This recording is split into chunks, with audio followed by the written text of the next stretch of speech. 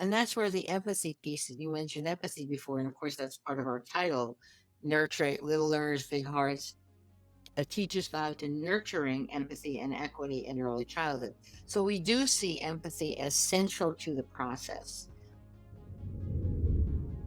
But if that child is in an environment where they can more freely play with children who are different than them, and here I'm just talking about white children, then it begins to at least perhaps counterbalance some of what the prejudice that they're picking up. And that goes back to what I was saying right at the very beginning of how prejudice develops in the minds of very, very young babies and toddlers and young children.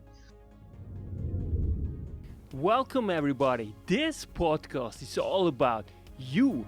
Why knowledge matters.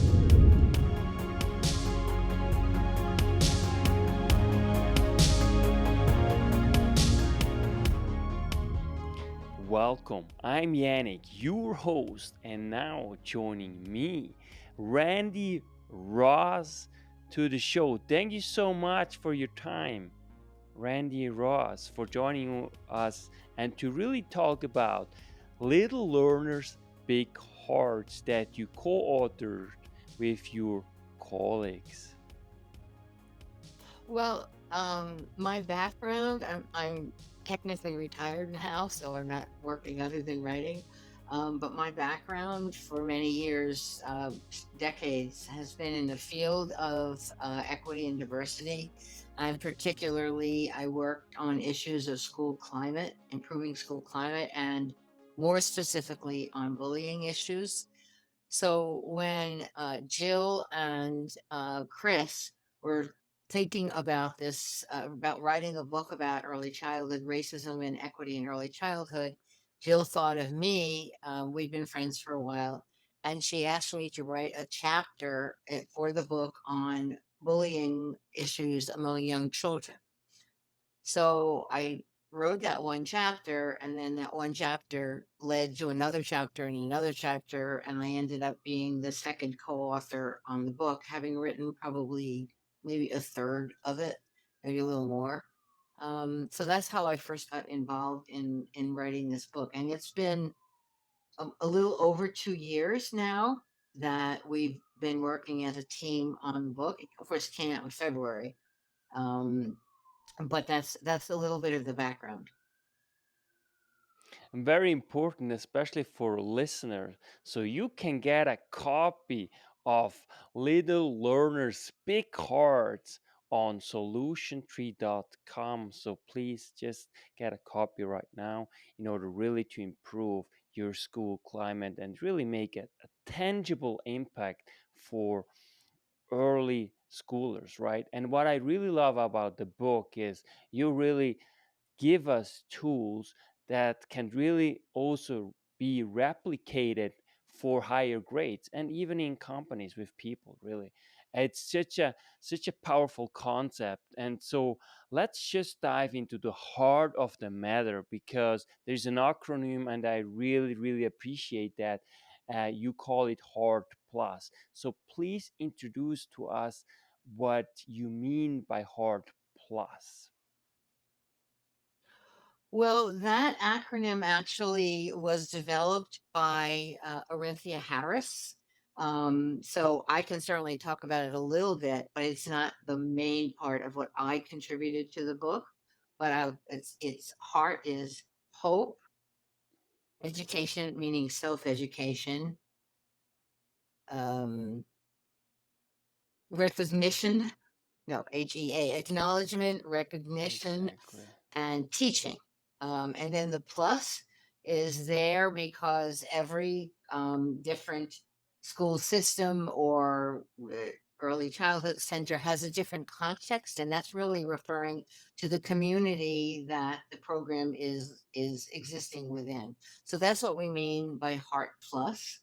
My work, I would say, if I'm going to connect it to any particular aspect of that, would probably be in the self education or the E and in the A of acknowledgement. That's kind of where my focus has been.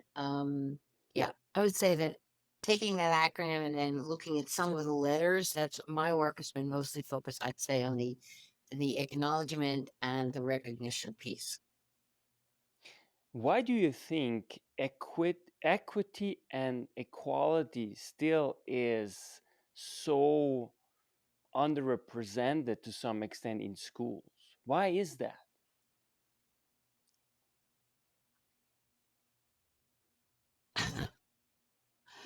Well, to be really honest, it's because those who have privilege in our society and in other societies don't want to acknowledge or recognize that there's something unequal and inequitable going on in their schools. So I would just talk specifically about schools here. And I don't think this is just in the United States. I think it exists in certainly in most European and not just European countries in South America. You've got ruling classes and wealthy classes in in India where there's a caste system. So I'm very you know aware. My background actually, I have a master's degree in anthropology many years ago. But that kind of has been, I would say that that background for me um, plus other life experiences have given me the broader context of the cultural competence aspect of what we emphasize. But to answer your question, I think it's because those who have power or privilege really don't want to acknowledge what's wrong with the way that they're approaching education. Yeah, and really, with this book, you really wrote an important piece in order to really contribute to the positive development of all little learners. And I think that is what I really appreciate in this book is that you take a topic that usually is not necessarily taught in preschoolers and elementary school. Why do you think it is so important that we actually start early in life when it comes to anti-racism education, for example? Well, I think one of the answers to that question, and I think there are several, but one of the answers is what we've learned from neuroscientists in the last several decades. And this was a part of the research that I did. I knew a little bit about it before I started working on the book, but I really dug into some of the research that neuroscientists have come up with about the origins of prejudice. And so, if I can say this in a very simple way, in the when a baby's developing brain, the baby has a need, or the baby's brain, the baby has a need to categorize experience. So that categorization may be and that's all just using sensory input. So it could be, mother's face or mother's voice versus grandmother's voice. It could be hot versus cold. Sort of using auditory and visual senses.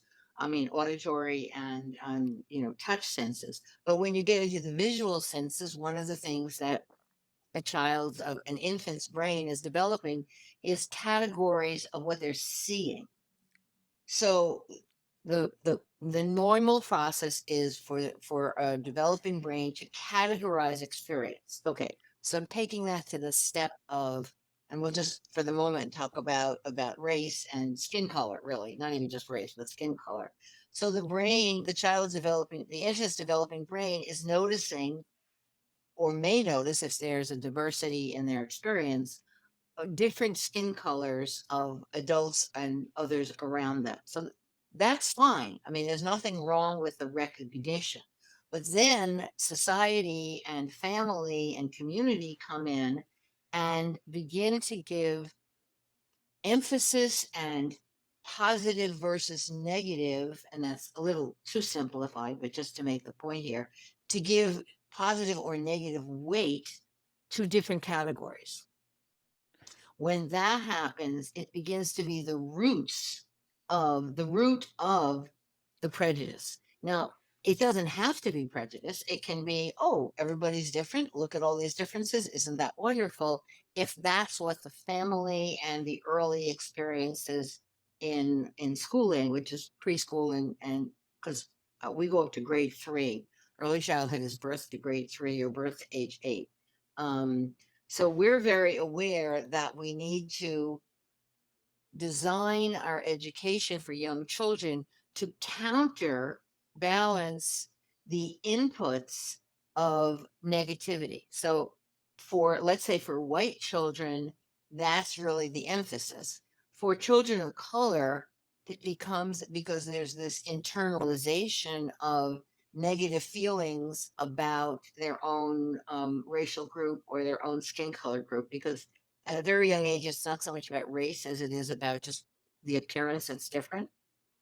Um, so what we're trying to do is lay out the ways in which some children need to be a positive identity needs to be reinforced for them, and for other children it's a matter of helping them see others who look different, white children let's say, seeing that others who look different than their own family or friends or community to honor to see the value.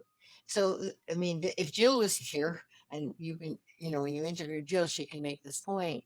That's one of the reasons that we emphasize the importance of children's literature, because in children's literature there's this idea of windows versus mirrors.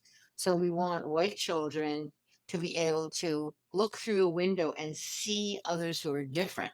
We want children of color because in children's literature for decades it's mostly been white children in books, um, in children's books. But we want children of color to be able to see themselves in those same books that the white children are looking at. So the white children are looking through a window, and the children of color are looking in a mirror where they're seeing themselves. I know that was a very long explanation, but I hope it was clear what I'm trying to say.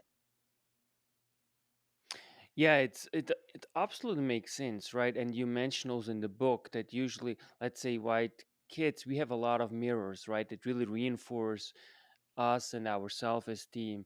And so it's also hard, obviously, for someone like me or you potentially. It all depends, right?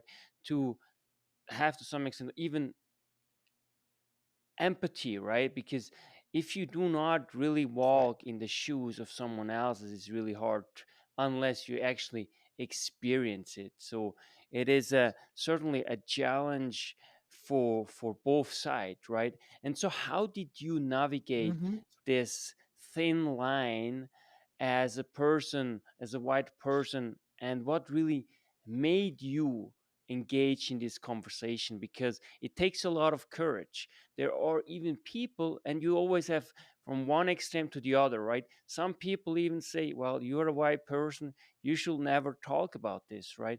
And that's why I really thank you, because it's all about improving and making tangible improvements in people's life, and it doesn't matter which color, right?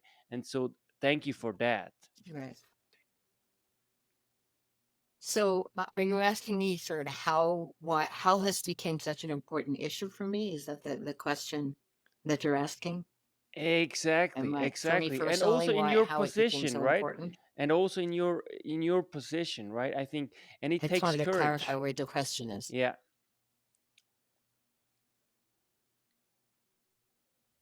So, for me personally, I I'm 79 now, so I was very active in the civil rights movement in the 60s. And I came from a family that was unusually progressive in 1950s in this country. So I had sort of progressive in a sense, particularly around racial issues. So I tell a story in the book about when I was about 7 or 8 years old, and outside playing with a neighbor child, and she used the N word to refer to some young people who were on bikes that we could see from where we were playing, young boys and bicycles, and they were black boys. And she used the N word comment, and I had never heard it and didn't really even know what it meant. And I went home and said to my mother, "Oh, so and so said this," and my mother said, we never use that word in this house. That's a very mean word. And I look back on that as sort of my first memory. I mean, it may have happened, other things may have happened that I don't remember, but that's my first conscious memory of a lesson of anti-racism in my own family. And I tell that story in the book because I think it sort of can model for parents and teachers the need to be very clear, certainly about values. So that's where it started, and through high school, I was even in high school, I was involved in the civil rights movement. When I got to college, I was involved in the civil rights movement. I went south for a year in the '60s. So it's really been a part of my life, in my education and in the way I started teaching, etc. I'm 79, so I would say for, I don't know, 65 years or something, this has been very essential to who I am as a person. What do you think is the reason that racism is still so prevalent? And even when you think in schools, that even there's not always an awareness also about it and the implication teachers can have on kids. So why is it, Well, that it is so still why so it's so prevalent? prevalent, I think I'll take that part as the question first. Um, I think it's so prevalent because it's the only where I said before, because those who have authority and power and privilege either don't want to make any change or, in a more subtle way, are oblivious to the need for change. And that's where the empathy piece, you mentioned empathy before, and of course, that's part of our title, Nurture Little Learners, Big Hearts, a teacher's guide to nurturing empathy and equity in early childhood. So we do see empathy as central to the process.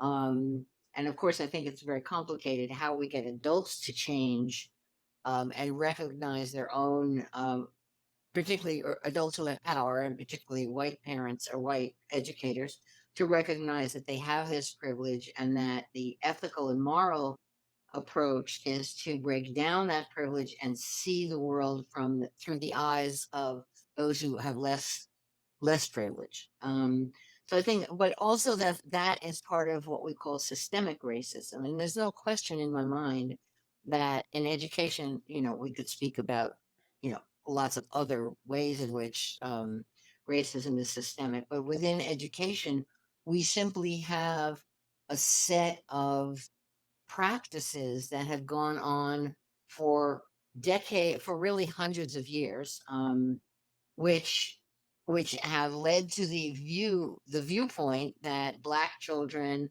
and children of color more broadly um, are less than, less worthy than, less capable than. And those are often unconscious ideas, but they're built into our system of practices. And the best example, there's many examples, but the best example that I have of that is around discipline issues.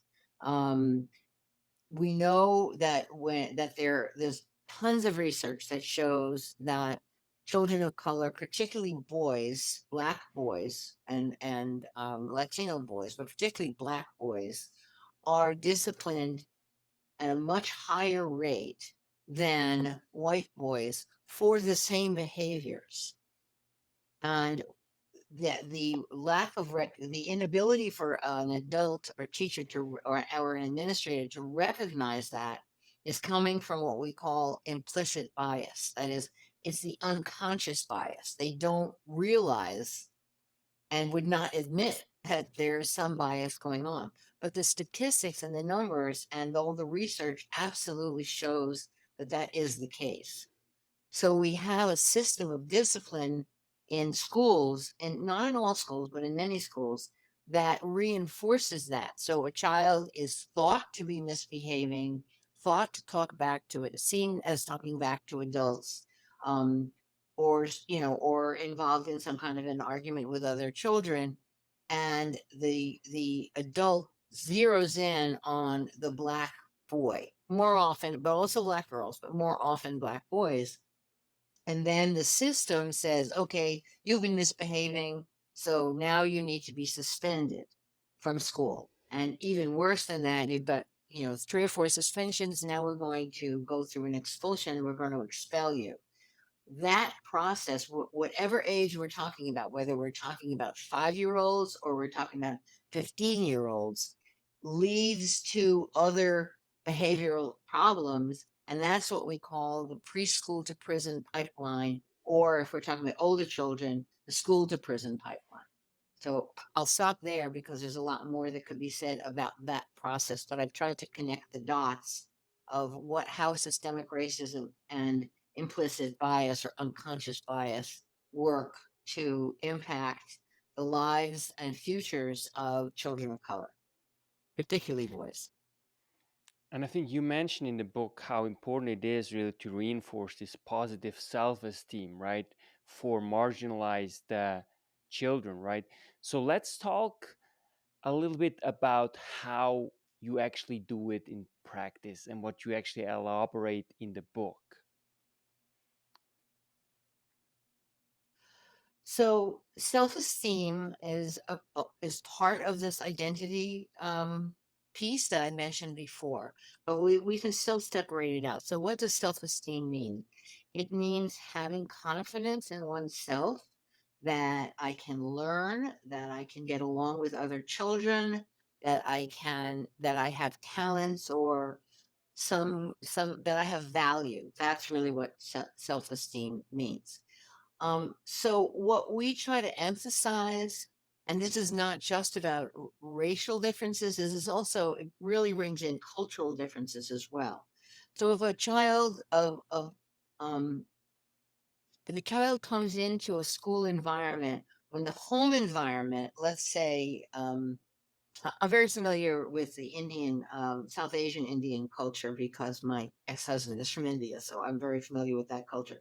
So a child comes into a school which is which has, or let's say a preschool, we'll just talk about young children or first or second grade, which has nothing in the classroom or in the curriculum that reflects their own background, whether it's pictures on the walls, whether it's books, whether it's food that they're being served, playthings.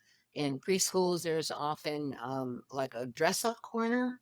So, one of the things, I'm just using one example here, one of the things that we recommended, this happens to be a section that I wrote, is that as much as possible, teachers should set up a classroom and a curriculum having elements that reflect the home cultures of the children in their classroom. So I'll give you a very specific example, not about children from India. I visited a preschool in San Francisco, which has a very, very high population of Asian children, Chinese, Japanese, Filipino children. And in that classroom, in the kitchen area, preschool classrooms often have like a little kitchen area. I saw boxes of food. I mean, there was no food in them, but empty boxes um, that had Chinese lettering on them, that were Chinese foods that would be common and for children coming from a Chinese American family. That's creating the familiarity and the reflection, and so then there's a connection. So how does that reinforce self-esteem? Well, by reflecting a child's when you don't reflect a child's home background, the child begins to feel like other, or like there's something wrong with them and their background. When you reflect in the classroom through curriculum, through pictures, etc., that child's background, then it reinforces the self-esteem rather than breaking down the self-esteem. To me, actually, the US, even though there are problems as anywhere, but the US to me is actually really the testimony of how multiculturalism is really enhancing basically almost everything, especially also the culture. When we look at the scientific advancement that emerged in the US, and that's precisely because the US was always able to bring all these different perspectives into the equation in order to build something new. Right now we have all this crazy technology that is by and large really emerged in the US, and because it's really this kind of melting pot, right, that really helps and facilitates this encounter of different culture, different perspective, that really makes it success, right? It really stands on this success.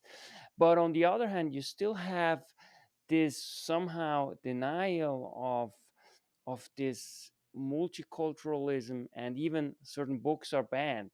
I mean, I from Ronald Takaki is also a really influential historian.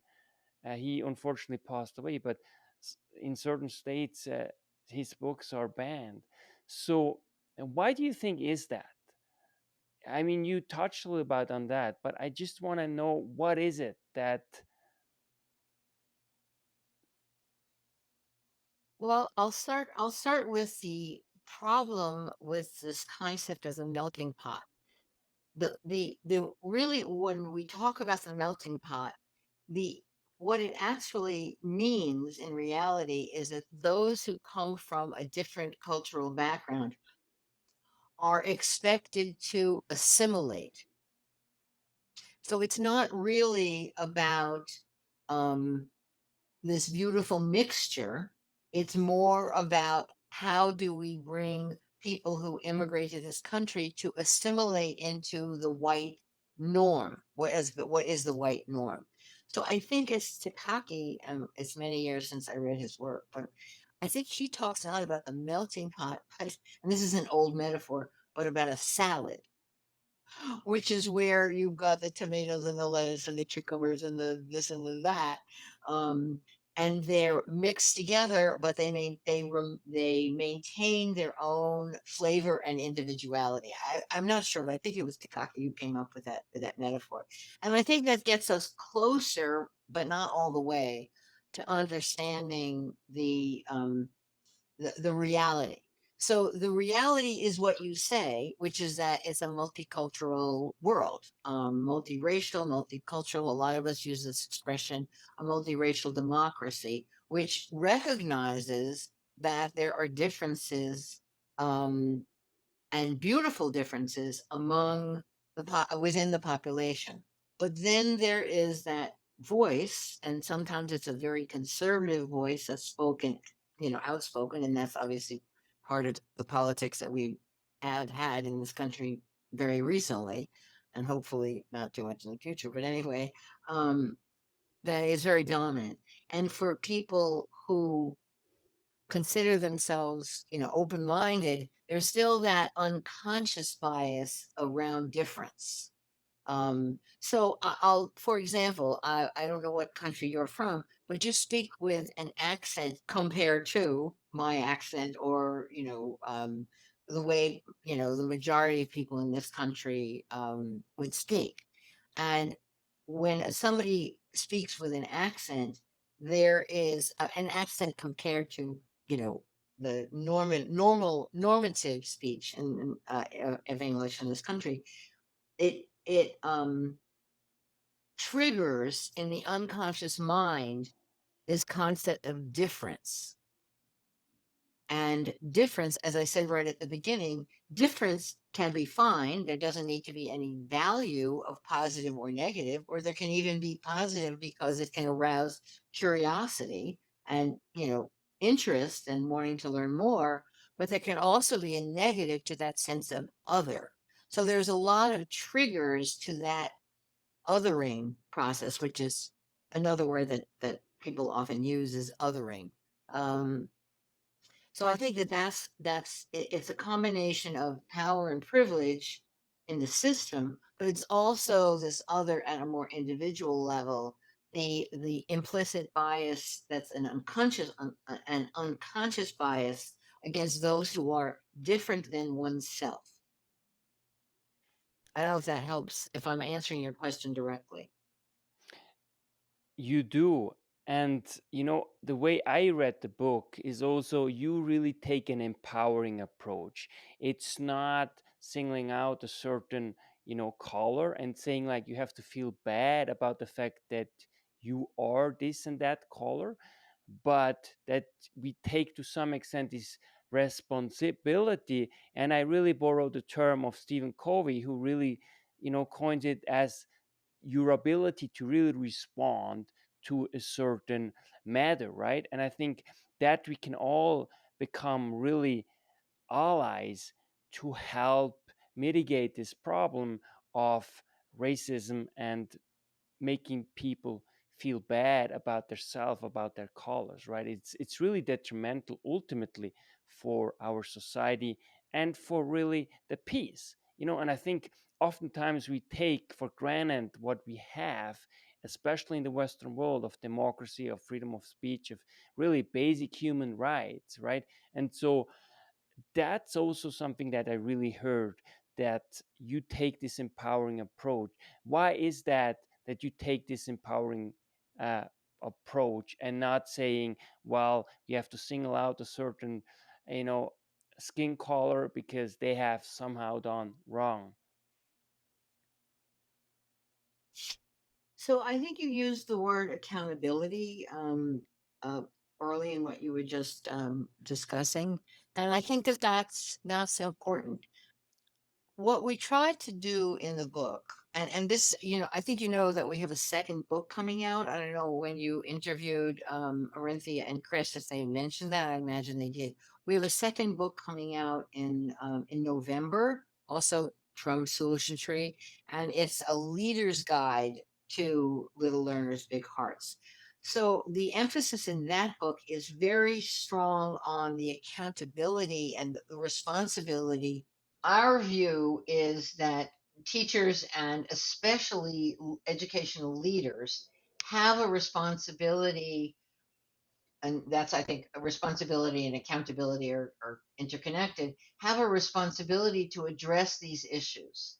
Um, and should not be able to give in to their own biases. So one of the things we emphasize in both books, in Little Learners Big Hearts for Teachers, and in the second book, which is called Advancing Empathy and Equity in Early Childhood Education, a teacher, no, excuse me, a leader's guide to Little Learners Big Hearts.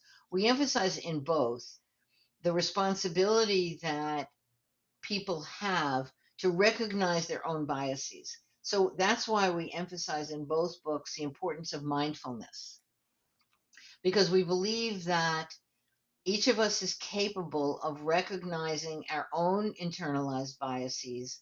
And by recognizing them, and again, this is where that acknowledgement and recognition come in, that we're able to find the courage. I like to say capture the courage because I like alliteration.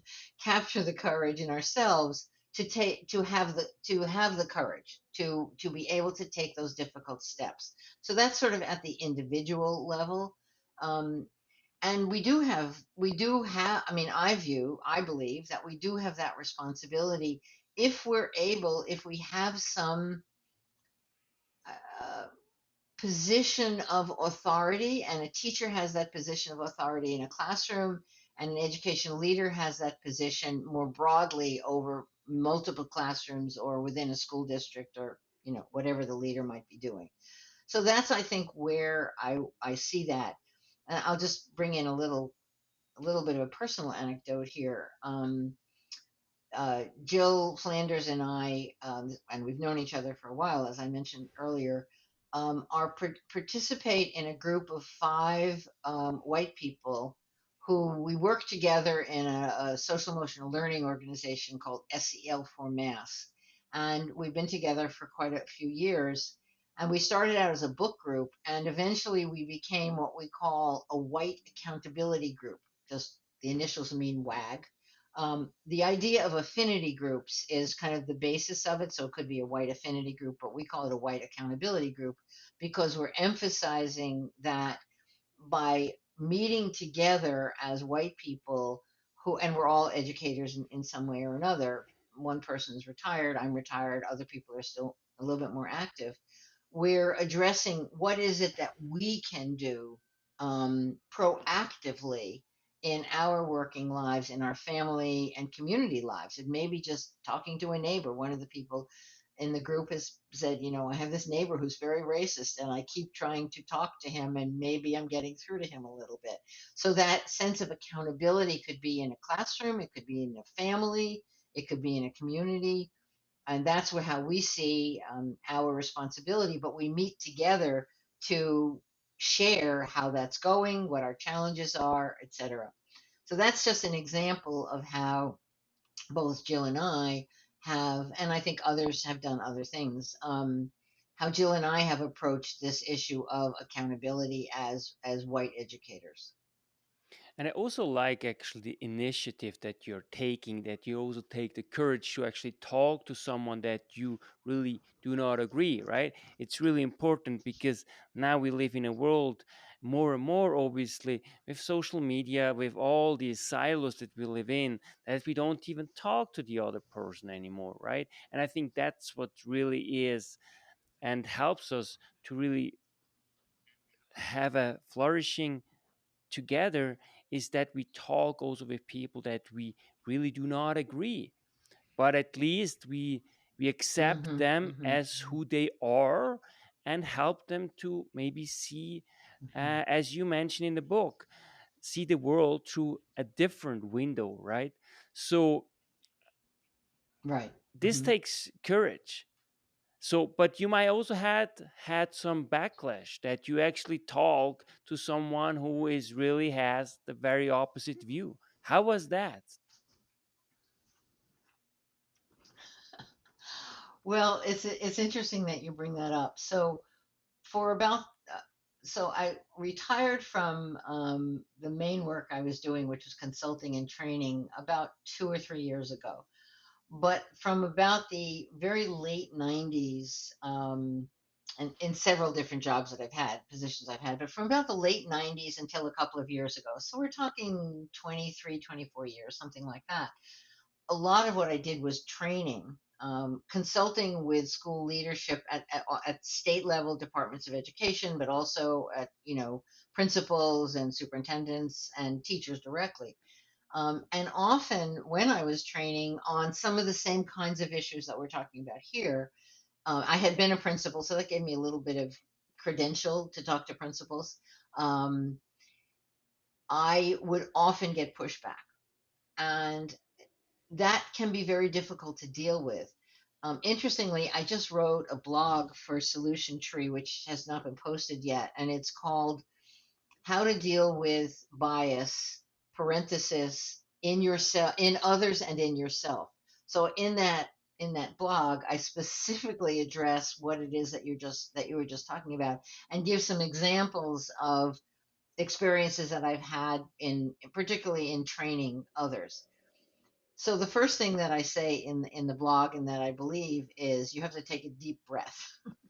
So I'll give an example. In the blog, I talk about I was training at a high school not too far from where I live, in a significant in a city not nearly as big as Boston, but in a city which is probably about 90% families of color, Black, Latino, other groups for other immigrant groups.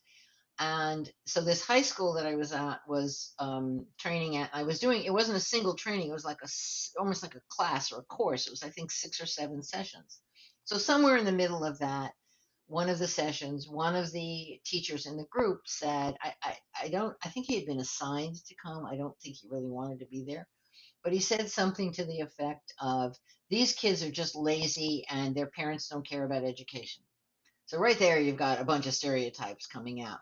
So one of the things that I suggest in the blog is how the question is, well, how could you as respond, not as a facilitator, which I was, but as another participant, how could you respond to a colleague who says something like that? The first part of that is it's very difficult when you have to work with somebody. It's easier for me to come and go than it is to to confront a colleague that you're going to be working with, right? So one of the things that I say is take a deep breath or a few deep breaths. First, you have to like find the courage to be able to do this, take a few deep breaths, and then open a dialogue. So you've just said so and so, Jim, you've just said, what repeating what you just said. Can you tell me more about that? And then the person will usually, go in deeper and say, well, this happened, and use examples that they've taken, sort of incidents that they've taken, but not have thought about all the other experiences they've had, let's say, of students who were very, very committed to their education. That person is focusing on the negatives rather than the positive.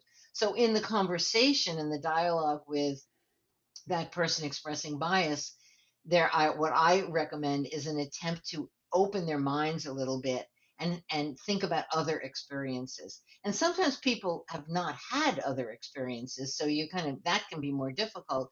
But educators usually have had other experiences, but they tend to, because of their own bias lens, they tend to only see the negative and forget about the positive.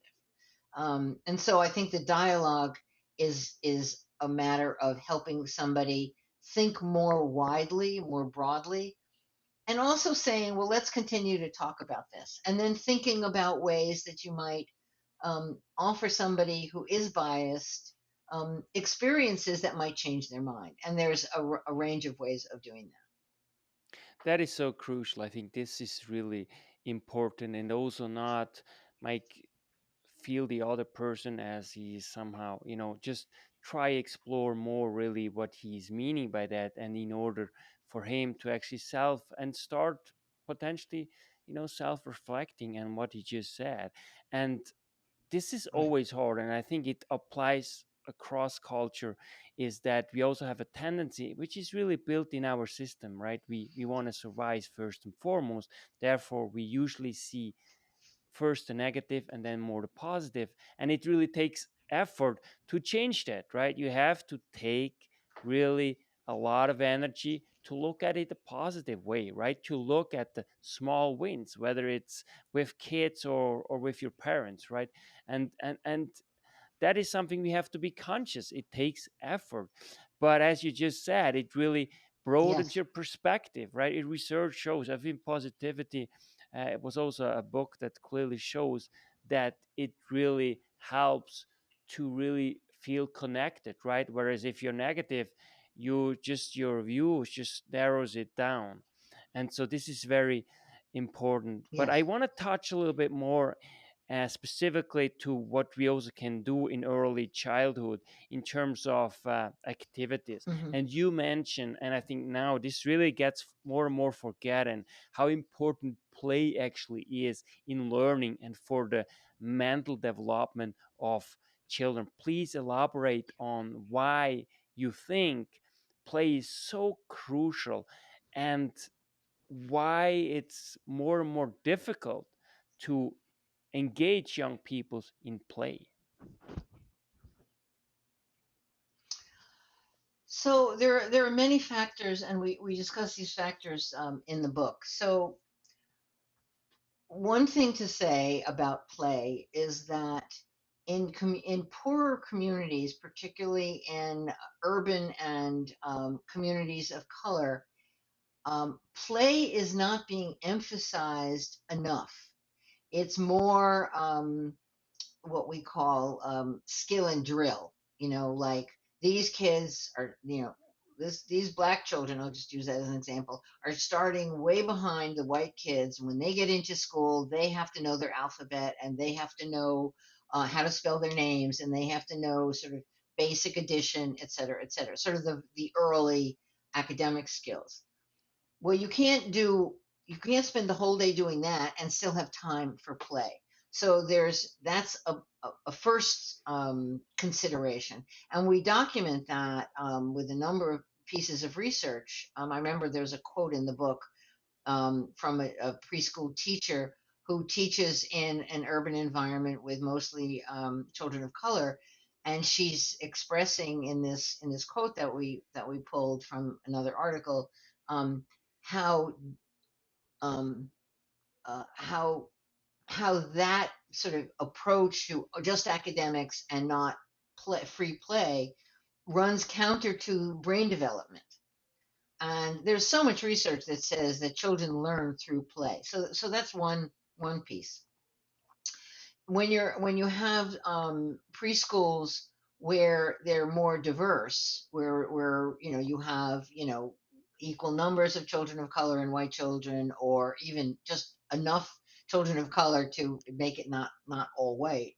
What comes through play is learning about each other and the development of cooperation. That is so fundamental to the brain. So even if a white child comes from a family where they never, where they don't express racism directly, that white child is still picking up negative um, ideas or negative experiences from the family and community. But if that child is in an environment where they can more freely play with children who are different than them, and here I'm just talking about white children, then it begins to at least perhaps counterbalance some of what the prejudice that they're picking up. And that goes back to what I was saying right at the very beginning of how prejudice develops in the minds of very, very young babies and toddlers and young children. So I think that's just two examples. Um, of the ways in which play is very important for these particular issues that we're talking about. More broadly, for all children, free play, in particular, whether it's blocks or playing out in on playground equipment, or most important, most wonderfully, if children can be out in nature. That's very difficult in um, in an urban environment, but often there are parks that families that teachers can take children to. But even if you don't have access, even if there isn't access to nature, just the ability to play, follow their instincts, learn to resolve conflicts and differences, um, that in itself is just critical, just extremely critical. Tell us a little bit about your routine. You look incredibly young and you're still super active given your age. So, what do you do in terms of your daily routine that keeps you so healthy and happy, really? Well, I will be 80 next February, and I just realized my birthday is February 12th, so August 12th was the midpoint of my year. So I'm now closer to 80 than I was to 79 last week. I just thought about that because August 12th is just a few days ago.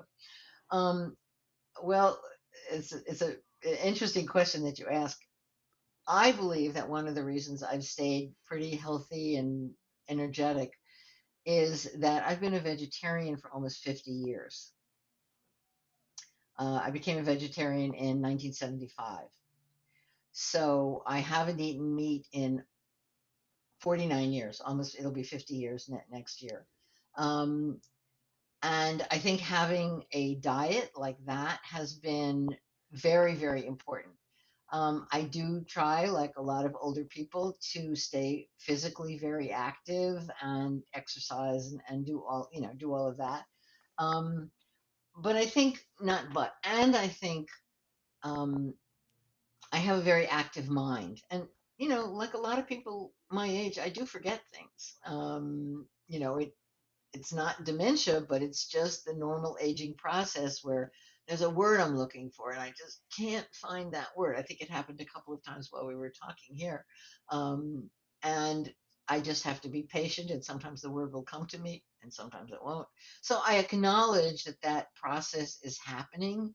Um, but I think by keeping as active a mind, by keeping my mind so active, um, I think that really helps. So, I read a lot. I'm kind of a news nerd, so I keep up on lots of different news. My children laugh at me because I have so many subscriptions.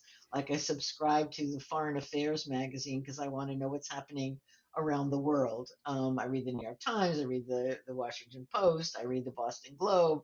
I pay too much for subscriptions. but I think it's also that my interest in the world. I have a very supportive family. I have two daughters in their 40s. I have one grandchild. My husband is a writer. He's developing Alzheimer's, so there's a lot of challenges in taking care of him. But even he's a writer, and he still keeps his mind very active. So that's, I think, the kind of those are some of the ways in which I think I've stayed young. I think I look younger because of having been a vegetarian for so many years. Most people do not believe I'm approaching 80. They think I'm more like late 60s or something. Indeed. What was your most important life lesson that you went through that really helped to further your career to become really this outstanding educationist?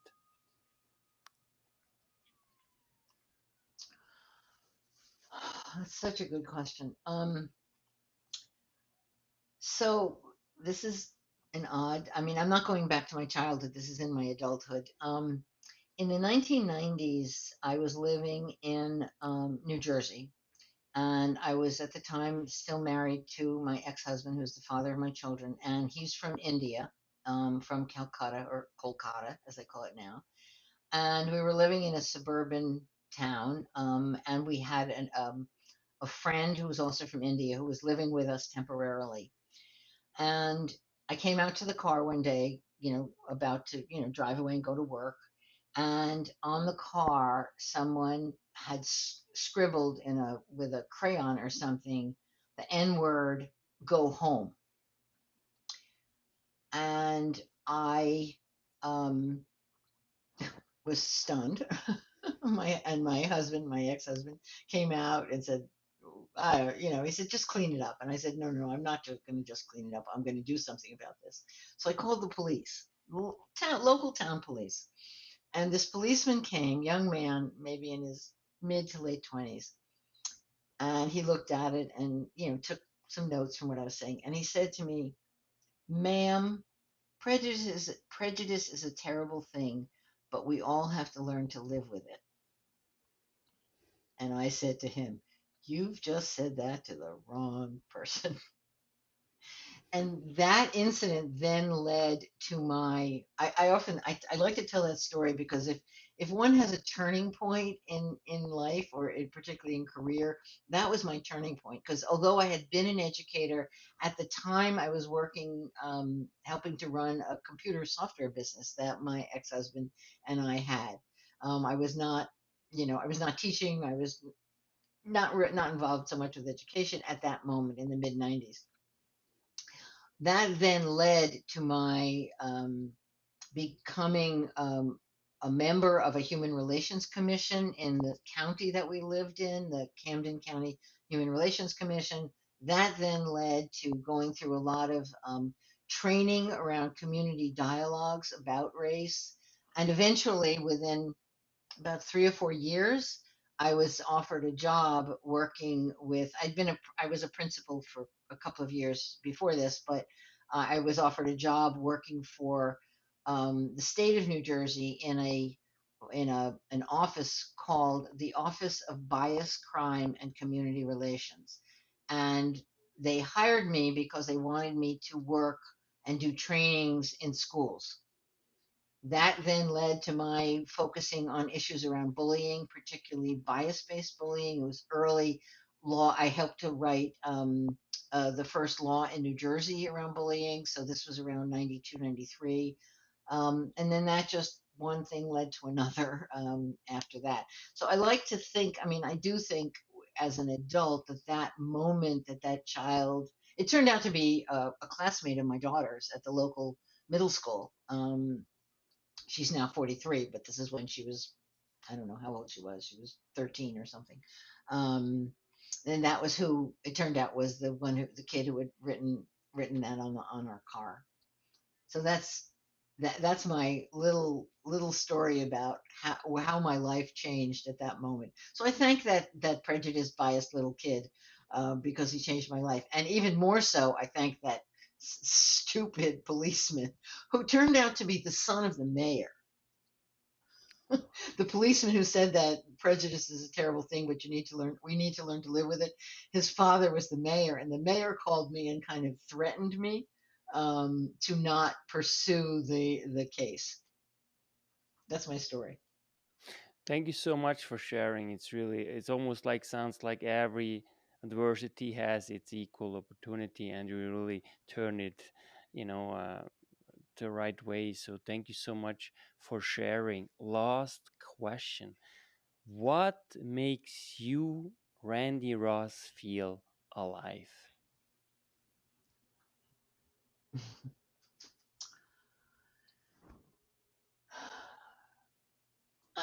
I think no different than most people. Family.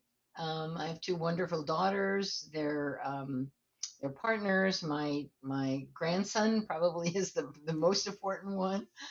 He's just started second grade yesterday. They live in California, but I try to see we see each other still. I go there, or they come here 3 or 4 times a year. I talk to him on FaceTime. So I think my answer is not much different than most people. That it's commitment and love of family that keeps me going. And I love my work. And so that's a pretty important part of it. Randy Ross, thank you so much for being on the show and to be truly a blessing to me and really the world. And to anyone who was listening, let's go to solutiontree.com and grab a copy of Little Learners, Big Hearts. Randy Thank you so Ross, much, thank you Yannick, so for having much. me. I've really enjoyed it. Randy Ross. That's why knowledge matters.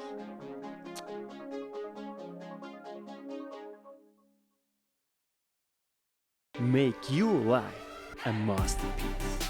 Visit now programs.d-ykm.com. Meant to make you grow.